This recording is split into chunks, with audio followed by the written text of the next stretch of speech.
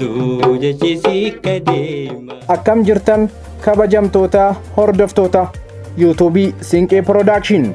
Guyyaa har'aa seenaa baandii Afran Qalloo guddina afaan Oromoof maal gumaache jedhu irratti qophii isiniif qopheessinee jirra.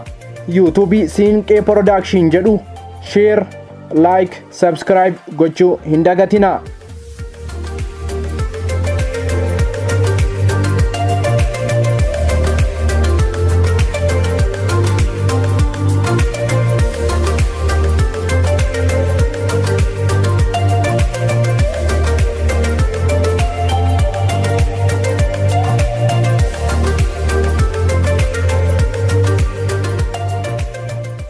Baandiin Afran Qalloo guddina afaan Oromoof maal gumaache? Bara 1960moota keessa magaalaa aadaa, amantii fi saboota garagaraa hammattee jirtu Dirree Dawaan aartii addunyaa yeroo sanaaf haaraa miti. Keessattuu sirboonni biyya Arabaa guddoon beekamu. Kana qofa osoo hin taane afaanota magaalaa keessatti beekaman Hararii fi Sumaaleedhaanis guddoo sirbama. Gareen afaan Oromoo guddoo bakka hin qaban turan. Dargaggoonni gurmaa'an aadaa sirba shaggooyyee sirburraa teellatti hin jenne. Dargaggoonni Harargee kunniin kan shaggooyyee sirbaniif akka warra kaanii bashannana qofaaf miti, irra guddoo seenaa bakkatti eeguu fi gareen dargaggootaa kunniin bakka sirni jiruu fi wayita ayyaana waggaa yeroo maraa aadaa isaanii kan mul'isu, garuu akka sirboota afaan kaanii meeshaalee muuziqaan deeggaramee waan bareedu hojjechuuf carraa hin arganneef hojii isaanii namoota hedduu biratti hin filatamu ture. Walleewwan afaan Oromoo iddoowwan sagantaa jiruu fi ayyaanota waggaarraa ittifamuu bakka dhabuun kun dargaggoota shaggooyyee guddoo aarse, booree itti hore. Gareen shaggooyyee tuffii fi jibbiinsa afaan Oromoo irratti raawwatamu kana tole jedhee fudhatanii hin teenye. Damee aartii keessatti duudhaa fi seenaan Oromoo bakka bu'amuu fi sirriitti ibsamuun akka qabu kutannoon hojjechuu eegalan. Dargaggoonni magaalaa Dirree Dhawaa naannawa laga Harree walitti gurmaa'uun garee shubbistoota garagaraa hundeessuun hojii aartii afaan Oromoo itti fufan. Gareen kun akka cunqurfametti otoo mataa gadi hin qabaatiin cimee mul'ate. Inumaa boodarraa wayitaa jabaataa deemu namoonni fedhii guddoo irraa qabaataa dhufan. Sirna gaa'ela warra Arabaa fi irratti weellistoota afaan Arabaa waliin affeeramanii hojjechuu eegalan. Gareen kun jabaatee wayitaa fudhatama argatu magaalaa Dirree Dhawaa keessatti baandii ammayyaa hundeessuun hojii eegale. Calqaba ogeessa walaloo Abubakar Muusaa yaada baandii hundeessuu dhiyeesse. Isa waliin kan turan Ismaa'il Muhammad Adam ogeessa walaloo sirbaa fi weellisaa, Suleeman Yusuf Ibrahim ogeessa meeshaa muuziqaa dibbee yaada isaarratti walii galan. Gameeyyiin kunniin sadan namoota muuxannoo qabanii fi meeshaalee muuziqaa jiran walitti qindeessuu eegalan. Miseensota afoosha Afran Qalloo kan bara 1940moota keessaa daldaltoota jimaa fi hojjettoota daandii baaburaa akkasumas namoota mallaqa qaban kaan irraa ijaaramee irraa deeggarsa mallaqaa gaafachuu eegalan. Namoonni sadan kunniin wayitaa deeggarsa mallaqaa argatan Abubakar Muusaa fi Ismaa'il Muhammad Adam mana manarra deemuun namoota kakaasuu itti fufan. Yeroo gabaabaa keessatti milkaa'inni bara 1962 baandii muuziqaa afaan Oromoo calqabaa magaalaa Dirree Dhawaa keessatti hundeessan. Baandiin akka bakkalcha barii ifee urjiiwwan hedduuf calaqqeetee ba'e jedhu hundeessitoonni kanaaf maqaa baandii kana urjii bakkalchaa jedhame. Baandii urjii bakkalchaa akkuma bu'uureffameen namoota abbummaan dursaa turan keessaa tokko Abubakar Muusaati. Abubakar ogeessa walalooti. Kanaaf walaloo barreessuun namoota sagalee kiloolee qaban hojiitti galchuu eegale. Sirboota biyya alaarraas afaan Oromootti hiikee weellistoota shaakalchiisuu eegale. Baandiin kun hundeeffamaa eeyyamaa seeraa qabeessummaa argachuu isaanii duratti mana namoota akka Abdullaahii Sheek Ahmad fi Idriis Abdulleetti shaakalaa turan. Meeshaalee muuziqaa qindaa'aa hin turre, kanaaf meeshaalee muraasa harkaa qaban kanneen akka uudii fi meeshaalee dibbee koroboo fakkaatu darbuka jedhamu shaakalaa turan. Abubakar Muusaa baandiin kun hundeeffamee walaloo calqabaa akkas jedhu barreesse. Bismillaahin eegalii dura waan gootuu faaruu fi galata rabbii galfadhu, rahmata isaatis nabiitti buufadhu, ergasii itti aanseetii waan feete gaafadhu. Ijoolleen Afran Qalloo daddara ammaan tanaa hiriyyaa waltaatee yaa urjii bakkalchaa, si malee eenyutu wallee akkaan tolchaa. Yaa ilmaan Afran Qalloo maalumaaf teessanii dardara alagaa of cinaa hin argartanii, afaan isaaniitiin kunoo wal faarsanii amata sadi dura walleen afaan keenya isaan jijjiiratanii nuti immoo ni teenya.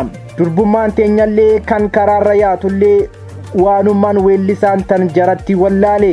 Walaloo kanaa fi kanneen biroo hedduu Abubakar Muusaa baay'inaan kan sirbamaa turanii fi Aloo Shabboo fi Ismaa'eel Muhammad Aadaam turan.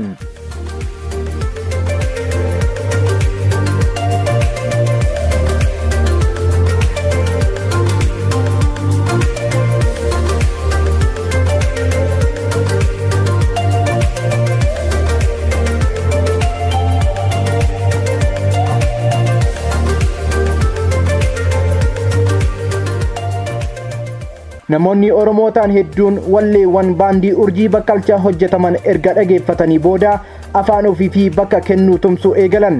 Raadiyoon Harar sagantaa afaan Oromoo keessa waliin hojjetaa akka turanii fi mana Abubakar Muusaatti kan guddatan kan himan obbo Muhammad Ahmad Muhammad qophee Abubakar bu'uura aartii Oromooti jechuun ibsan. Baandii hundeessuu qofa osoo hin taane walaloo aartistootaaf qopheessuudhaan waltajjii beeksisuudhaan baandichaaf hoogganamuudhaan hojjechaa turan jedha obbo Muhammad Qopheen. Abubakar Muusaa nama dandeettii addaa qabuu fi hamma baratee ol nama beekuu fi hojjechuu danda'udha jedhan obbo Muhammad Qophee. Uumamaan nama dandeettii addaa qabudha. Barumsa isaallee yoo ilaalte nama kutaa 8 qofa barateedha. Garuu hojiinsaa kan barateen oli. Afaan Arabaa sirnaan waan beekuuf aartii fi barreeffamoota afaan Aramaa sirriitti hordofee kan keenyas akka guddatu hawwa. Hawwuu qofa osoo hin taane ni hojjetas jedhan obbo Muhammad Qopheen. Sammuunsaa baay'ee qaraa barreeffamoota qoosaawwanii fi fiilmiiwwan walaloo biyyoota alaa akkaan hordofa. Namni kun nama dandeettii qabu kan walaloo muuziqaa, diraamaa, taphoota gaggabaaboo ammayyaa Oromoo yeroo jalqabaaf booresseedha. Nama taphataa dubbiinsaa wogguu namatti mi'aawudha. Sheekawwanii fi taphoota gaggabaaboo afaan Oromoo mi'eessee nama dhaamsa dabarsu ture jedha obbo Muhammad Qopheen. Taphoota inni waltajjii irratti dhiyeessuun ittiin beekamu keessaa tokko Caalaa Caammaa, Mucaan Cimaan otoo hin mucucaanne cehee cuncula coree miicee cuunfee micciiree coqorsa caffee caamaa afur dhufee isin cufti callisaa caqasaa kan jedhu ture. Weelluuwwan walaloo isaan qindaa'an caalaa dubbiin inni waltajjii irratti taasisu baay'ee jaalatamaa ture. Urjiin Bakkalchaa maaliif afaan Oromoo qaallootti jijjiire? Urjiin Bakkalchaa maaliif afran qallootti jijjiirame? Baandiin Urjii Bakkalchaa sadarkaa yaada dhiyeessurraa eegalee hanga hojiitti seenutti saffisni inni ittiin guddate deeggarsa afoosha afran qalloo irraa argatan ture olaanaa waan ta'eef miseensonni afooshaa kanaa hojii dargaggoota dirree dhawaatti waan qufaniif humna guutuudhaan garee kana tumsuu turan. Miseensota baandii qindeessuu, meeshaalee muuziqaa bituu fi hanga miseensota leenjisuutti abbummaadhaan baandii kana kan lubbuu itti hore afoosha kana waan ta'eef boodarraa baandichi eenyummaa maqaa baandii afran qalloo jedhu akka beekamu murteesse. Afran qalloo jechuun afoosha ilmaan gosa qalloo afran alaa, dagaa, baabbilee fi obborraa irraa ijaaramaniidha. Hiikaan afran qalloo garuu ilmaan qalloo afran qofaan daangeffamee hubatamuu hin turre. Dirree Dhawaa keessatti afran qalloo jechuun akka mallattoo sochii bilisummaatti ilaalamaa ture. Miseensonni baandii kan calqaba ariitiidhaan nama bashannansiisuu irratti xiyyeeffataniiru hojjetan turan. Kanaanis qeeqamaa turan. Kaayyoon hundeeffama baandichaa afaan Oromoo addunyaa aartii keessa galchee daandiirra akka baraaramu akkuma afaanota kaanii akka guddatu gochuudha. Boodarra garuu miseensonni baandichaa ariitiidhaan roorroo bulchiinsa mootummaa dura dhaabbachuun warraaqsa walabummaa keessatti hirmaachuu eegalan. Saffisaan beekamuu afran qalloo dhiibbaa mootummaa jalatti. Afran qalloo ergaa miseensota baay'effatee meeshaa muuziqaa guuttatee hundee jabeeffatee booda hojii muuziqaa biraa darbee qaama warraaqsa bara 1960moota keessa ture. Afran qalloo hundeeffamee waggaa tokko booda bara 1963 qabsoon qonnaan bultoota Baalee Waaqoo guutuun durfamuu eegale. Yeroo muraasa booda waldaan wal gargaarsa Maccaa Tuulamaas hundeeffame. Miseensonni afran qalloo sagantaalee cidhaa fi sirboota biroo irratti hojii muuziqaa hojjetaniin mallaqa muraasa argatanii beekamuu eegalan. Isaan booda sadarkaa bulchiinsa magaalaatti affeerramuu eegalan. Yeroo xiqqoo booda mootummaan gibira gaafachuu eegale. Mana namoota beekamoo fi ollaawwan jiraattotaatti walleewwan dhiyeessuu kan beekamu afran qalloo. Hojii muuziqaa isaa galma mana qopheessummaa afran qalloo hojii muuziqaa isaa galma mana qopheessaa bulchiinsa magaalaa qofatti akka dhiyeessu qondaaltonni mootummaa magaalaa Dirree Dhawaa gaafachuu eegalan. Abbaan taayitaa galiiwwan tikkeettii baandichaa wayita agarsiisu muuziqaa qabu maamiloonni itti seenan chaappaa akka qabaatu dirqamsiisan.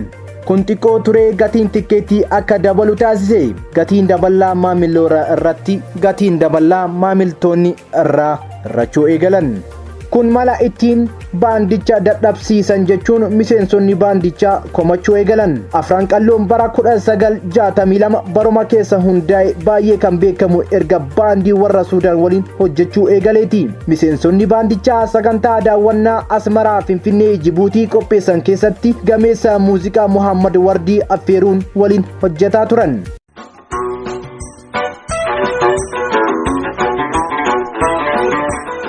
Agarsiisa muuziqaa miseensonni Afran Qalloo baandii warra Suudaan waliin taasisaa turan irra jireessaan galma bulchiinsa magaalaa Dirree Dhawaa keessatti gaggeeffamaa ture.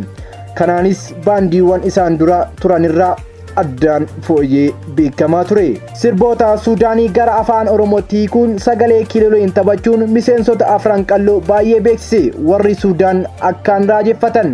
Kanarraa ka'uun weellisaa Muhammad Wardii meeshaa muuziqaa yeroo sanaa akka ammayyaatee Manj jedhamu Afran Qalloof arjoome.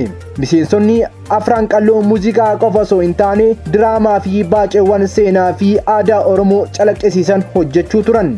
Ergaawwan isaanii karaa diraamaatiin dabarsaa turan keessaa tokko uummanni Oromoo maqaa durii isaa ijoollee isaatti moggaasuu akka itti cichuudha. Kanaaf taatota diraamaaf maqaalee akka Caalaa, Caaltuu, Fayyee, Dambushee, Garishoo, Badhaasaa, Ibsaa, Fayyisaa, Araarsoo fi kanneen kana fakkaatan turan. Maatiiwwan Oromoo diraamaawwan Afran Qalloo hordofan hedduun maqaa Oromoo ijoollee isaaniif moggaasuu eegalan. Kun tumsa baandiin kun aadaa Oromoo eegaluu keessatti gumaache keessaa tokko. Dirree Dhawaan magaalaa amantii Islaamaa itti heddummaattuu fi biyyoota Arabaan hidhata qabaachaa turte ta'uu irraa magaalattii keessatti maqaan Arabaatu heddummaata. Miseensonni baandii kanaa walaloowwan hawaasa sonatti horuun fooyyessanii yeroo calqabaaf addunyaatti muuziqaa as baasan. Walaloowwan toorri calqabaa fi lammaffaa mana rukuttaa garuu hiikni isaa lammaffaarra jiru hedduun oomisha warri sagalee kiiloolee walitti jijjiire. Walaloo barreessuun adda dureen Abubakar Muusaa fi Ibraahim Haaji Alii turan. Walaloowwan Abubakar barreessuun bifa akkasii qabaatu turan. Bishaan bishaanumaa adii waan jiranii jaalannaan tokkumaa qalbiin wal hin hiran jedha walaloowwan Abubakar Muusaa barreessaa ture keessaa.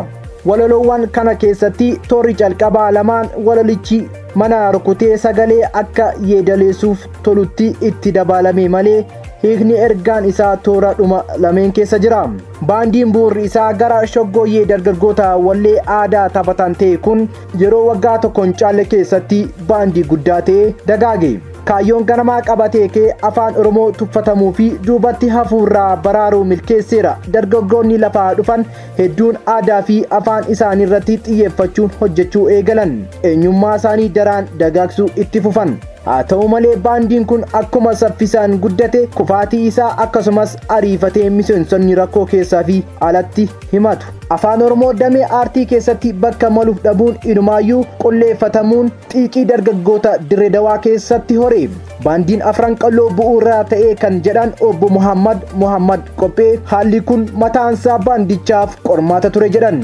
Inaaffaa fi dorgommiin baandiiwwan biroo dabaa ergamtoota mootummaa yeroo sana Haile Sillaasee dabalatee diigamuu garee Afran Qalloo ariifachiise jedhu. Kanneen ergaa baandicha hundeeffame booda barfatamii itti seenan diigamuu baandii kanaaf rincicuu miseensota buleeyyii fi koree manaajimentii komatan. Miseensonni buleeyyiin warra boodarra seenan irraa adda ba'uun baandii mataa isaanii hundeessuuf wayita fedhii agarsiisan mirri qoqqoodamiinsa babal'achuu eegale. Rakkoon isaan gurmeessuu achuma jira. Isaan garuu gurmaa'ina yeroo gabaabduu keessatti rakkoo walitti isaan fide dagachuun wal diiguu eegalan. Kun himannaa miseensonni walirratti dhiyeessa keessa turedha. Haalli kun wayita cimaa deemu miseensonni baandii kana dhiisanii kan biraatti seenan. Kaan ammoo keessaa ba'anii barnootaa fi hojii dhibii irratti xiyyeeffatan. Hundeeffamni baandichaa durumarraa kan hin liqeeffamneef mootummaan karaa ergamtoota isaa qaawwa uumametti fayyadamuun kufaatii baandichaa seese. Miseensonni gameeyyii akka Dr. Kabajaa Artist Alii Birraa wal dhibdeen muraasni akkuma jirutti ta'e garuu akka baandiin kun hin diigamneef sababni ijoon mootummaa Haayile Sillaaseeti jedhu. Barasan afaan Oromoo waltajjiitti ba'ee mul'achuu hafee akka dubbatamayyuu hin barbaadamu garuu labsiin seeraa mootummaa hin dhorkamne malee. Artist Aliin kitaaba waa'ee seenaa jireenya isaa irratti barreeffame keessatti akka ibsetti dabni baandii afran qal'oo irratti raawwatame qaamuma cunqursaa yeroo sana ummata Oromoo irratti raawwatameen jedha. Yeroo sana waan hin tureef nan beeka jedha. Wayita kana hamileen afran qal'oo ni du'e. Miseensonni jireenyaa fi waan sodaataniif keessaa ba'anii kaan immoo ni baqatan. Kun sababa afaan Oromoo fi aartii Oromoo guddisuuf hojjenneef qofa aarsaa nutti kaffalleedha jedha Artist Aliin. Artist Alii Birraan bara 2019 turtii BBC waliin taasise keessatti kanneen muuziqaa fi aartii guddisuutti cichanii hafan qaamolee nageenya mootummaan akka gulaalaman akka turan hime. Walleewwan afaan Oromoo hundi nu gulaalamu yoo siyaasni itti hin buune ta'e ni darbu yoo xiqqoo kan siyaasa keessa tuqe ni kufu. Yeroo san walleewwan jaalalaa irratti xiyyeeffatan akka turan kan ibsi Aliin sirba jaalalaa erga garaa fedhanitti gulaalanii nu dararaa turan. Afaan Oromoo waan ta'eef qofa jaalalli akka hiika biraa qabaatutti nutti duulaa turan jedha. Yeroo san manni muuziqaa dhuunfaa eeyyama waan hin turreef ministeera odeeffannootu waraabee karaa reediyoo mootummaan qilleensarra oolchaa ture. Artist Alii Birraa fi waahillan isaa adeemsa kana keessa darbuuf akka qoraman himamu. Ministeerri odeeffannoo walleen tokko akka waraabuuf murteessuuf ji'a 3 fudhata. Miseensonni baandii afran qal'oo baasii hoteelaa fi gatii geejjibaa akkasumas haala nageenya yeroo sana dandamatanii magaalaa Finfinneetti deddeebi'anii turanis akka rakkatan ni himama. Walleen nuti dhageenyu hojjedhaa fidaa jedhanii wallee afaan Oromoo keenya kuffisaa turan jedha. Kanarratti walleewwan baandicha hojjete keessaa waa'ee mootii Haayile Sillaasee akka dabalamu dirqisiifamaa turre jedha. Afaan Oromoo afran qal'oo walleewwan calqaba 11 waraabaniif qopheesse keessatti wallee mata dureensaa mootii biyya keenyaa yaa Haayile Sillaasee sigarraan kee kaase jedhu kan dabalameef kanumaafi. Bara sana ministeerri odeeffannoo weellistoota walleen isaanii gumaachanii karaa reediyoo darbeef mallaqa muraasa kaffalaa ture. Faallaa kanaan miseensota afran qal'oo ammoo wallee tokko irratti birrii 30 kafalchiisaa ture. Haalli kun kan isaan hifachiise miseensonni afran qal'oo kunniin kubbaaniyyaa biyya Lebaanaan jiru tokko waliin hariiroo uumanii albama calqabaa meeshaa viinilii 45 jedhu irratti waraabanii baasan. Albama calqaba afaan Oromoo biyya Lebaanoonitti waraabame karaa seeraan ala bara 1968 biyya galee Alii Birraa, Alii Shabboo fi Abdii Buutaanii waliin hojjetan. Yeroo calqabaaf walleewwan sadiin albama tokkoon baafaman. Erga baandiin afran qal'oo diigame miseensonni hedduun lubbuu isaanii baafachuuf jecha baqatan. Baay'inaan gara Jibuutiitti baqatan. Daandii baaburaa dirree dhawaa hanga Jibuutii ture akkasumas magaalattiin Jibuutiitti dhiyaattee argamuu ishee namoonni kunniin battala yaaddoo keessa galanitti akka itti dhiyeessaniif haala mijeesseeraaf.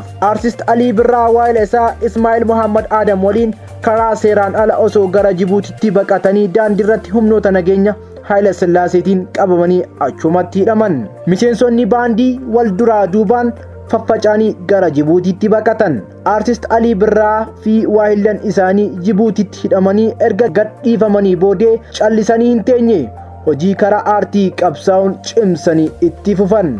Rakkoo keessa darban daranuu isaan qaruu kan dubbatan miseensonni kunniin calqabaa bara 1965tti wayita gara biyyaa deebi'an mootiin Haayile Sillaasee arrabsitanii jedhamuun qabamanii hidhaman. Ji'oota 4 oliif magaalaa Hararitti erga hidhamanii booda halkan tokko baafamanii gara Dirree Dhawaatti dabarfaman. Achittis ji'a tokkoo fi walakkaa hidhamuun booda hiikaman. Alii fi waahillan isaa hidhaa waajjira poolisiitti baanii hidhaa mana keessatti darban. Manatti hidhamanii waan guyyaa hojjetan poolisiitti gabaasa waggaa tokko akkas jedhan. Waggoota tokko booda bara 1966 Alii Birraa dhaatii ba'ee gara Finfinneetti ergame. Achittis waayillan isaa waliin hojii aartii deebee waan hedduu hojjetan. Miseensonni baandichaa kan raadiyoo Harar seenanis hojjechuu eegalan. Gameessi Walaloo fi Baacoo Abubakar Muusaan miseensota gameeyyii hundeessitoota baandii afran qallootaan waliin dandeettii muuziqaa keessatti horataa karaa reediyoo Harariin mul'isuu eegalan. Xomboora afran qalloo qabsiise. Obbo Muhammad Ahmad baandiin diigamus qaanqeen ganamaa qabattee ifa guddaa taatee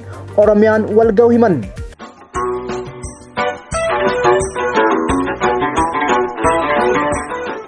Muuziqaan Oromoo artist Alii Birraa waliin magaalaa Finfinnee gale. Achittis baandii Aduu Birraa jedhamu hundeessuun kaayyoo ganamaa itti fufsiisan. Abubakar Muusaa fi waayillan isaa kan ammoo raadiyoo Harar sagantaa afaan Oromoo seenuun hojii guddina aadaa fi afaan Oromoo itti fufsiisan. Abubakar Muusaa bara 1973 raadiyoo Harar erga seenee booda innis ofitti fudhachuun kan himan Obbo Muhammad sagalee isaa kiilolee sanaan diraamaa inni qopheessuu fi akkaataa inni sagantaawwan qindeessuun hawaasni gara raadiyoo keenya akka deebi'u affeera jedhan. Raadiyoo sababa isaa jaalatame kun akkuma mootummaatti mootummaan garuu kanuma biraa itti hin gammadu ture. Sagantaan inni hojjetu ummata akka muuziqaatti waraabbatee dhageeffata. Yeroo sagantaa nuti galgala hojjennee waraabanii ganama nu dhageessaniif hedduudha jedha. Aadaa aartii fi afaan Oromoo akka cimuuf nama jiruusaa guutuu hojjetedha kan jedhan Obbo Muhammad qabiyyeen walaloowwan isaa ulaagaalee aartii madaala guddaa kan kaasanidha jedha. Osoo Abubakar yeroo san jiraachuu baatee weelluuwwan babbareedoon hangarraa hin jaalataman turan jedha.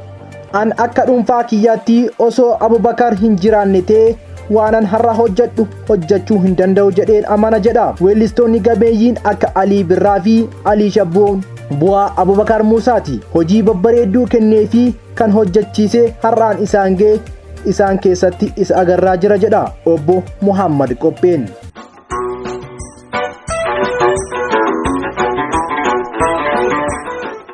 Kabajamtoota hordoftoota yuutuubii Siinqee Production qophiin har'aaf qabannee dhiyaannee kalumaan goolamne jirra. Hanga qophii biraatiin walitti deebinuuf turtii gaarii. Asumaanis yuutuubii Siinqee Production jedhu subscribe share gochuu hin dagatinaa. Horaa bulaa deebanaa. Guyyaanuma deema yaa bareedduu jechi si kadeema.